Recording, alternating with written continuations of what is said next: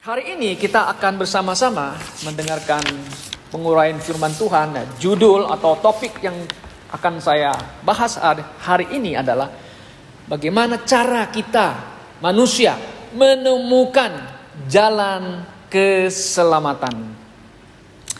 Nah, saudaraku yang saya kasih dalam Tuhan Yesus, ya, bagaimanakah manusia bisa mengetahui adanya Sang Pencipta? Saya yakin semua agama percaya ada Sang Pencipta, ya, dan mereka ada yang menyebut Tuhan. Ya, melalui penciptaannya manusia dengan hati nurani yang bersih tahu ada Sang Pencipta, ada tanda kutip namanya Tuhan. Dan firman Tuhan sendiri mengatakan di Mazmur 19, ya kan? Ciptaannya ini mendeklarasikan, menyatakan bahwa ada Allah yang menciptakan alam semesta ini. Ya, coba kita lihat di Mazmur pasal yang ke-19. Ya, di sini firman Tuhan mengatakan ya dengan jelas bahwa alam semesta ini adalah karya Sang Pencipta, karyanya Tuhan. Sangat jelas, saudara ya. Di 19, coba kita perhatikan firman Tuhan ini. Langit menceritakan kemuliaan Allah, dan cakrawala memberitakan pekerjaan tangannya. Hari meneruskan berita itu kepada hari, dan malam menyampaikan pengetahuan itu kepada malam. Tidak ada berita dan tidak ada kata. Suara mereka tidak terdengar, tapi gema mereka terpencar ke seluruh dunia, dan perkataan mereka sampai ke ujung bumi. Ya, ciptaannya kan tidak berteriak-teriak kan. Nggak ada suara kan. Ya, tapi ada gemanya. Gemanya apa itu? Dia yang menceritakan, mendeklarasikan atau menyatakan, "Hei manusia, ada Sang Pencipta. Dialah Allah yang hidup dan yang benar." Nah, melalui alam ini, ciptaan ini, saudara, manusia tahu ada Pencipta. Ya, tahu. Tetapi melalui alam ini, manusia tidak mungkin bisa mengenal ya, kita mengenal ya, Sang Pencipta itu.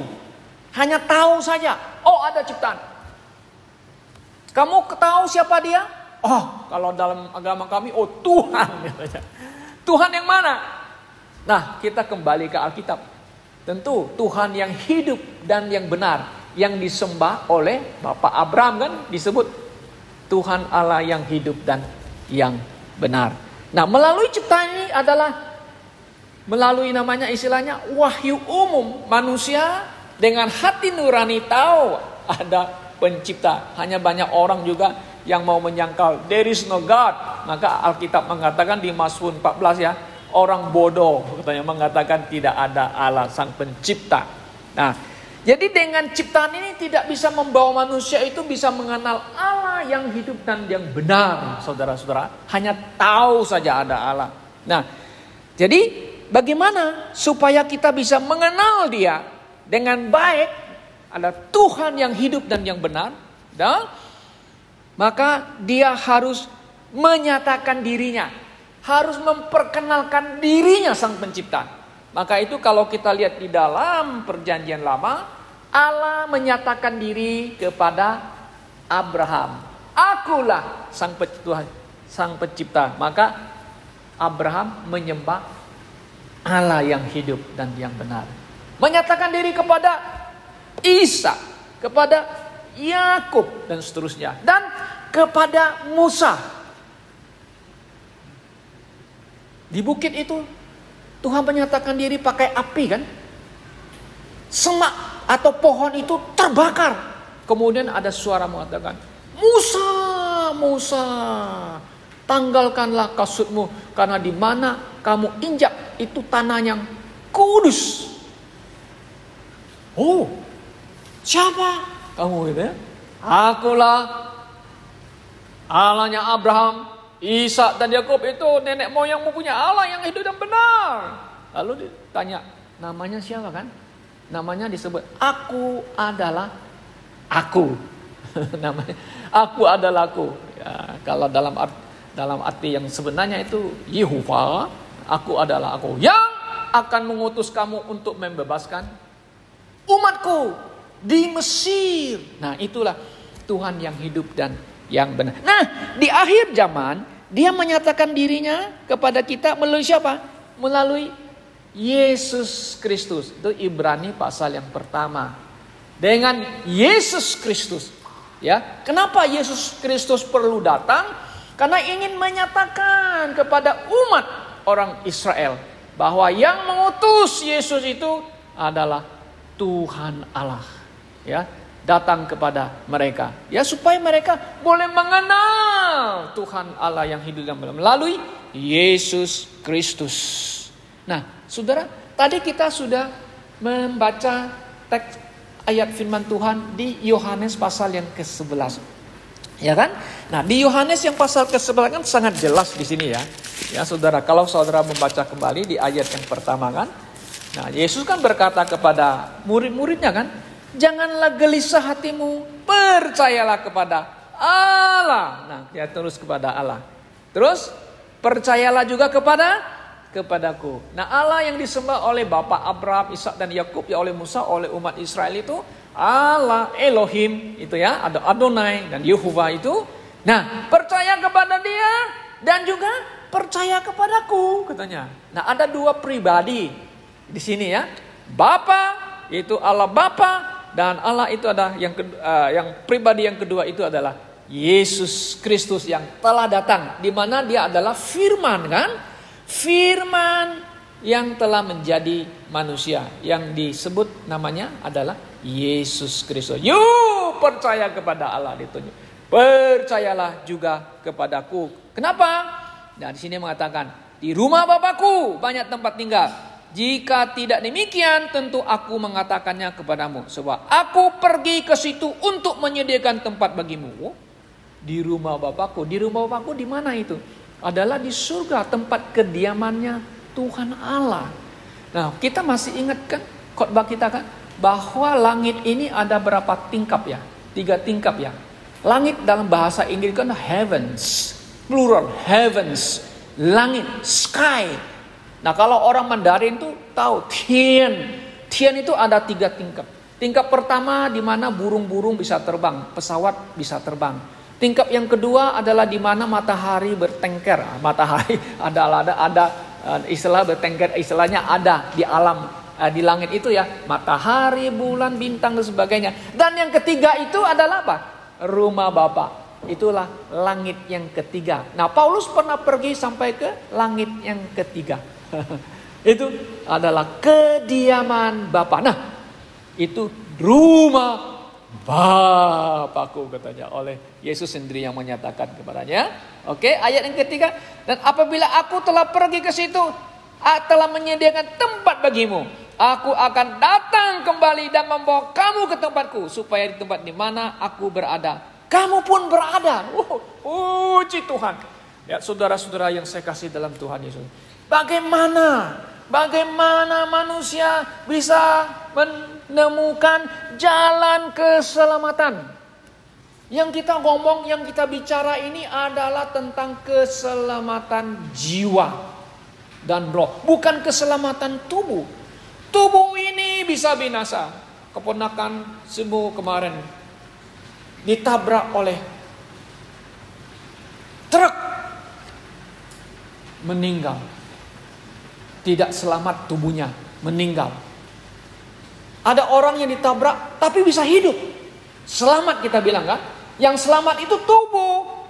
Nah, Yesus Kristus datang. Tujuan kedatangan Kristus adalah untuk menyelamatkan manusia. Dari mana? Dari dosa.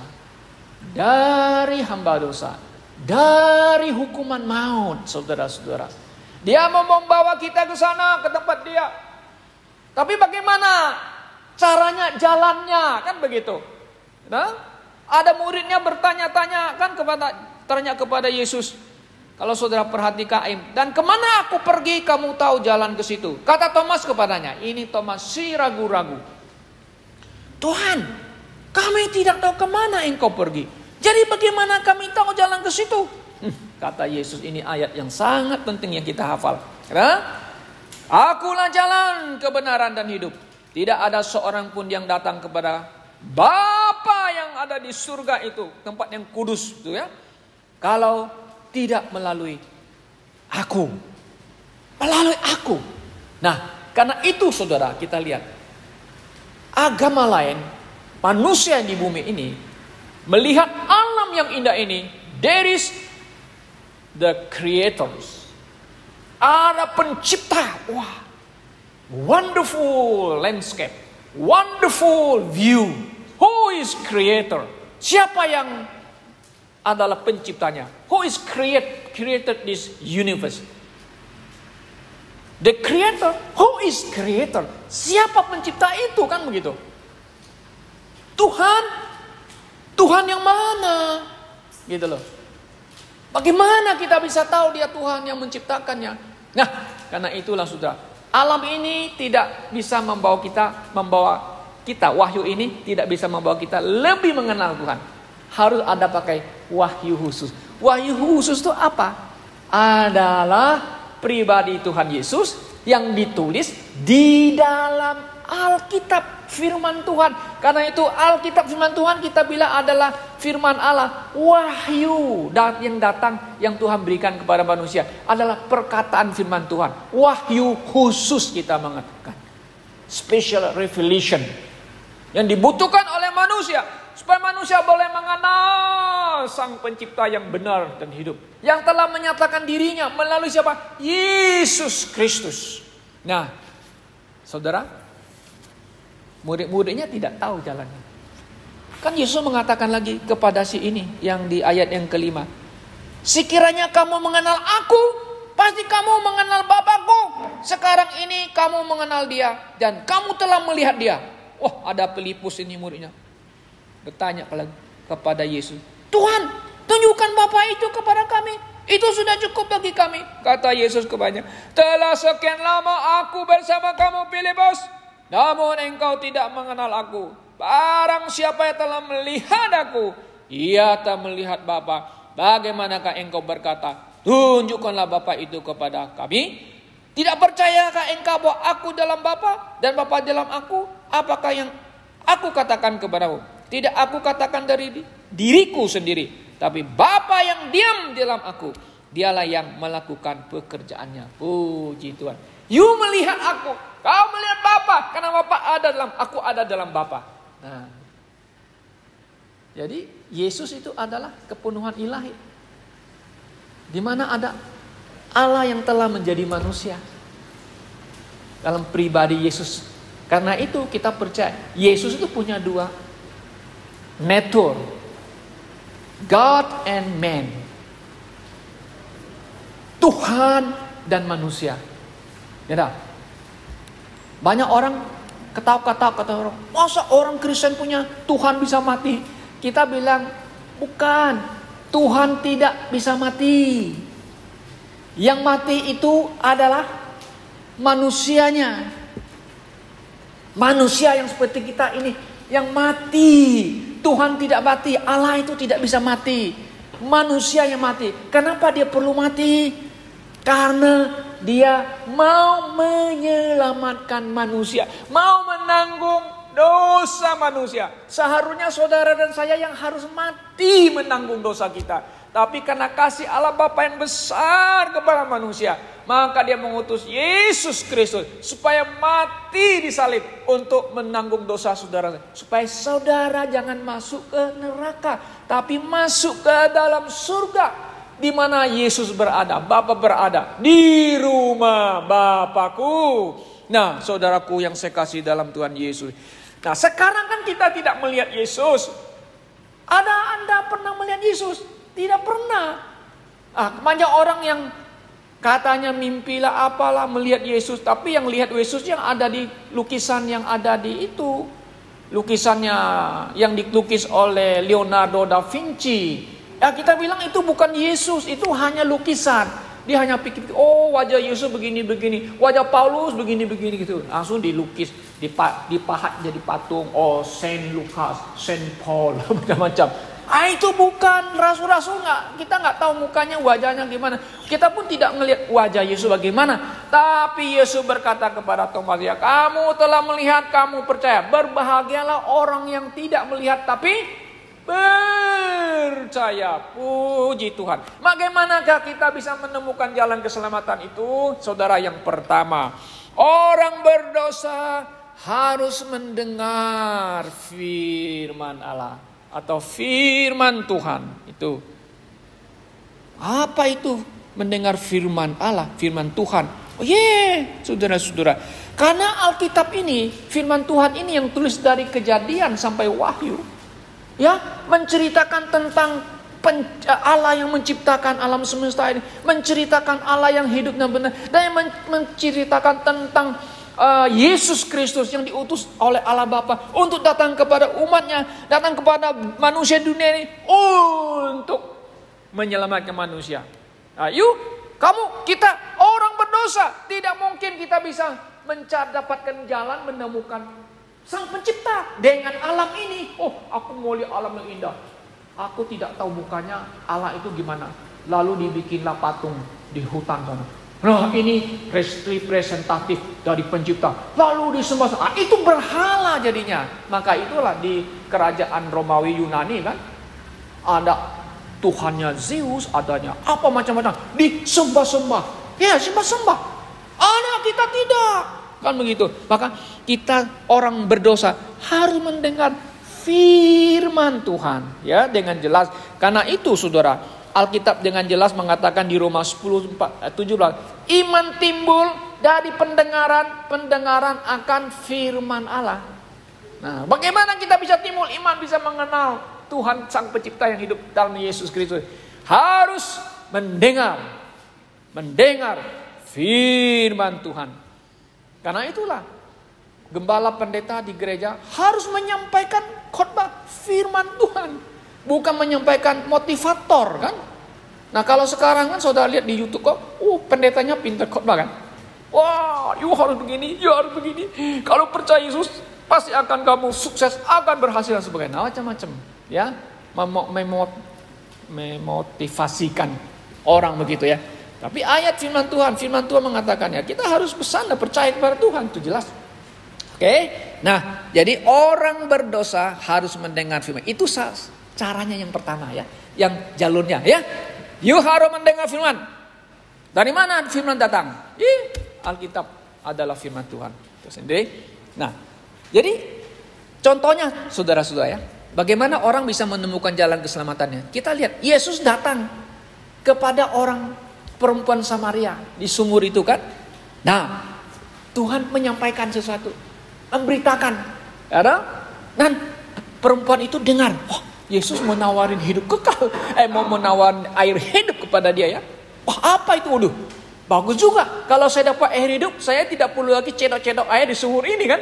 Wah, nah ingin tahu. Yesus menyampaikan dari mulutnya keluar firman, keluar. Wah, ini nabi ini berarti Mesias ini. Tahu rahasia saya. Dikasih tahu ke kampung ini. Aku menemukan orang itu yang ditulis di kitab suci kita itu. Ini pasti Nabi, Mesias. Mereka datang. Yesus menjelaskan mereka. Mereka tahu. Yesus memperkenalkan dia Mesias. Wah, mereka senang. Senang apa? Menemukan Mesias yang ditulis dalam Alkitab. Dan mereka menyatakan Yesus Mesias, juru selamat apa? Dunia. Pertama kali orang Samaria membuat statement of faith. Nah, gitu. Menyatakan Yesus yang mereka lihat yang punya tubuh ini. Dia adalah Mesias, juru selamat dunia. Kan pujian kita kan suka ya lagu aku tidak tahu mengapa Tuhan Allah turun ya. dalam dunia menghampiri manusia ya. Dialah Yesus. Kita yang terakhir kalimatnya, dialah Yesus juru selamat dunia. Puji Tuhan. Nah, itu yang contoh. Beda lagi ya saudara, orang yang mendengar firman itu ya, saya kasih contoh ya. Sida-sida. Sida-sida tuh penyembah Tuhan Yehova di Yerusalem, dari Ethiopia jauh. Dia pulang, sudah selesai seremonialnya kan. Pulang baca kitab Yesaya. Baca-baca ini siapa maksudnya ya. Nah, Filipus yang disuruh oleh Roh Kudus dampingin. Yuk jelaskan firman Tuhan itu. Dijelaskan. Oh begitu ya. Maksudnya Yesaya itu adalah dia Yesus Mesias yang mati ya. Oh iya. Wow. Pantasan dia ceritakan dia akan menderita mati. Dia mati untuk apa? Untuk dosanya. Wah. Dia percaya. Lihat dia ada air. Apa halangin saya dibaptis? Oh tidak ada. Asalkan Bapak percaya. Yes, aku percaya Yesus Kristus adalah juru selamat dia. Puji Tuhan. Sida-sida itu mendengar. Nah, kita kata mendengar. Cornelius juga begitu. Dia mendengarkan berita Injil yang disampaikan oleh Rasul Petrus di rumahnya. Dia undang teman-teman, familinya, semua pejabatnya. Petrus dengan kuasa Roh Kudus menyampaikan berita itu. Firman, Injil itu. Kemudian mereka menjadi percaya dan dibaptis. Nah, Cornelius ya. Nah, saya bisa mengenal Yesus di mana? Saya mendengar berita Injil, firman dari misionaris yang datang dari Kanada. Maka kami, keluarga kami ya, menjadi percaya kepada Tuhan Yesus Kristus. Nah, kemudian saudaraku, yang kedua ya, itu kan jalan ya, kita mendapatkan jalan keselamatan itu ya. Satu, mendengar firman. Kemudian yang kedua, kita harus menerima Injil. Nah, firman itu dengan Injil tuh satu paket. Oke? Injil. Nah, berita Injil. Maka itu murid-murid waktu Tuhan Yesus sudah mau pulang ke surga, mereka, kamu harus menjadi saksiku di Yerusalem, di Samaria. Di Yerusalem, Yudea, Samaria sampai ke ujung bumi. Yesus telah naik ke surga. Kemudian Roh Kudus turun. Mereka mulai dipenuhi Roh Kudus, diberikan karunia Roh Kudus. Petrus khotbah 3.000 orang. Petrus khotbah 5.000 orang. Wah, luar biasa ya. Mereka menyampaikan berita Injil kepada orang. Dan mereka mendengar Injil itu. Mereka menerima Injil. Nah, sekarang Injil itu apa? Good news. Good news itu tentang apa? Yesus Kristus yang telah mati. Yesus yang telah bangkit dari mati. Itulah Injil sejati yang diberitakan. Dan orang yang mendengar dan mereka terima Injil itu. Terima Yesus. Yes, Tuhan Yesus yang mati. Aku percaya. Maka itu di Roma 10 ayat 8 atau 9, 10. Ya kan? Harus percaya dengan apa? Dengan hati kan? Yesus telah mati, bangkit. Kemudian mengaku Yesus adalah Tuhan ya. Dan diselamatkan. Oke, itu yang kedua. Nah, kemudian yang ketiga, harus percaya kepada Injil, tentu juga percaya kepada Yesus pribadi.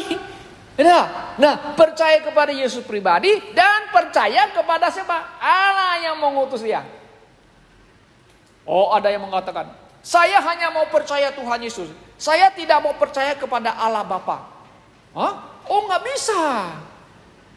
Nggak bisa, saudara. Coba saudara baca lagi di Yohanes pasal yang pertama. Maksudnya apa itu? Ya, percayalah kepada Allah dan percaya juga kepadaku. Ya, Allah itu adalah Allah Bapa yang mengutus Tuhan Yesus. Ada juga yang mengatakan, aku hanya mau percaya kepada Allah. Saya tidak mau percaya kepada Yesus. Karena Yesus bukan juru selamat. Nah, itu ajarannya pendeta siapa? Erastus ya. Dia bilang apa?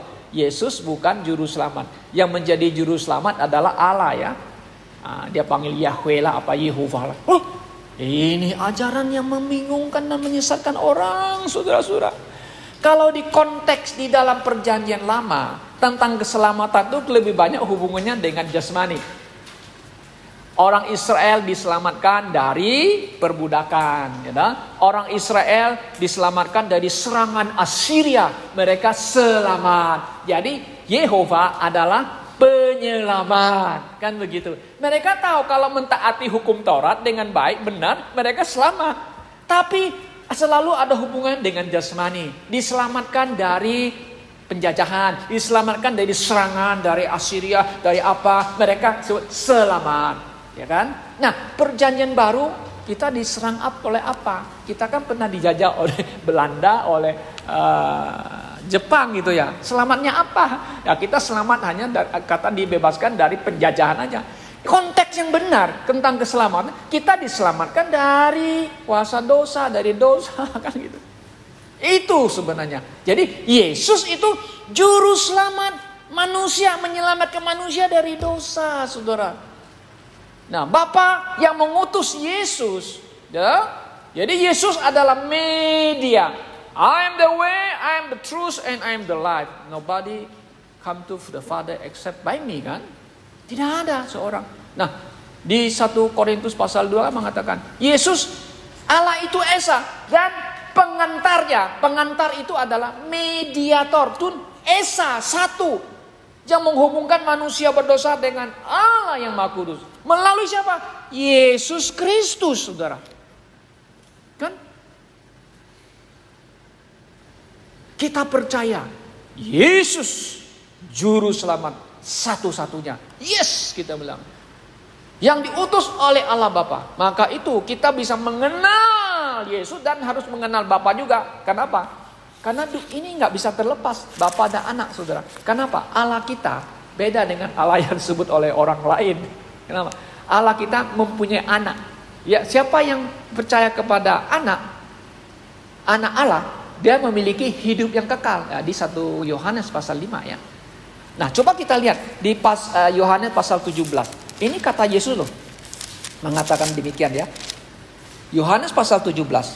Kayak mengatakan ini. Ayat 3.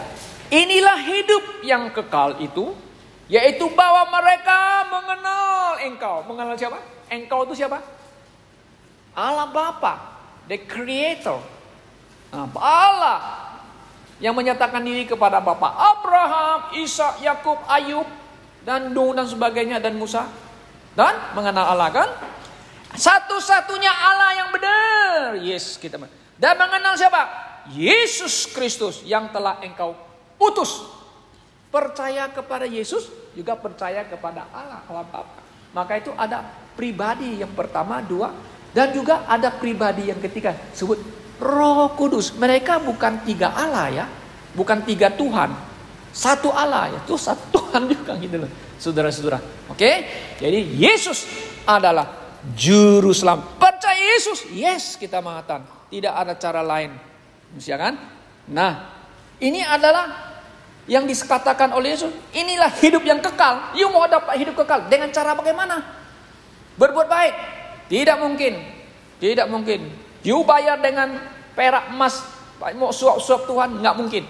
Mau buat kebajikan, mau bangun rumah sakit, mau bangun panti asuhan, itu tidak mungkin. Engkau berbuat kebajikan lalu Anda bisa masuk surga. Tidak mungkin. Karena itulah Yesus perlu turun ke bumi menyelamatkan Anda, menyelamatkan kita orang berdosa. Kalau kita bisa berbuat baik, bisa masuk surga, Yesus tidak perlu datang mati.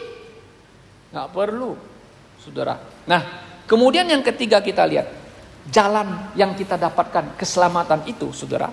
Nggak jelas. Yang keempat itu, nah, adalah waktu saudara dan saya mendengar firman, mendengar Injil, terima Injil, kita percaya kepada Yesus yang diberitakan, untuk meneguhkan kepercayaan kita, Roh Kudus, oknum yang ketiga, dia bikin apa? Dia menstempelkan, kalau kita bahasa sekarang, memeteraikan kepercayaan kita menjadi satu jaminan.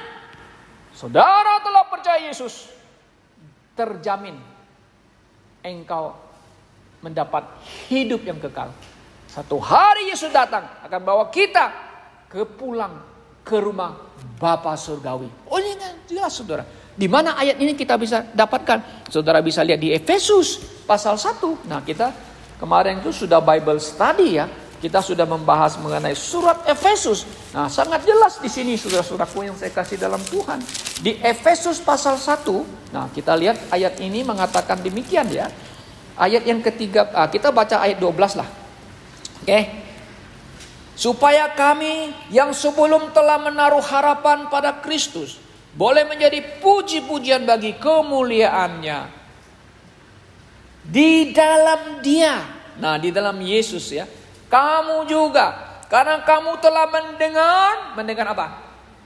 Firman kebenaran. Ya, firman yang diberitakan itu firman kebenaran. Yaitu Injil. Injil apa? Keselamatan, yang membawa kita kepada keselamatan. Di dalam Dia, dalam Yesus, kamu juga ketika kamu percaya, dimeteraikan dengan Roh Kudus yang dijanjikannya itu. Puji Tuhan, saudara-saudaraku. Bisakah kita melihat meterai kita? Tidak bisa. Karena ini adalah masalah rohani. Anda dilahirkan kembali, itulah percaya Yesus. Perubahan terjadi dalam hidup kita. Bisa dilihat.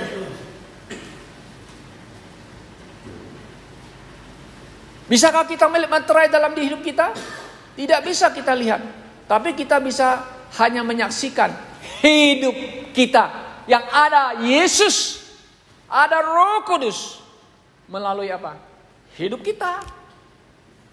Melalui hidup kita, saudara. Dan kita harus yakin Roh Kudus itu yang menjaminkan kita.